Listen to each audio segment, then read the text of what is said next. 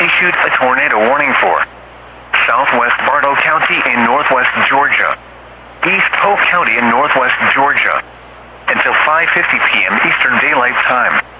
At 4:20 p.m. Eastern Daylight Time, a confirmed large and extremely dangerous tornado was observed 2 miles east of Aragon, or near Highway 101 and moving northwest at 25 miles per hour. This is a particularly dangerous situation. Hazard, damaging tornado. Source, confirmed by trained weather spotters.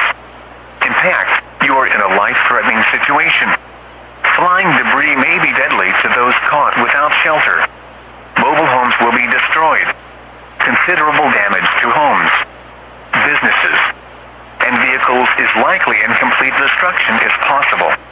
Locations impacted include Aragon. To repeat, a large, extremely dangerous, and potentially deadly tornado is on the ground.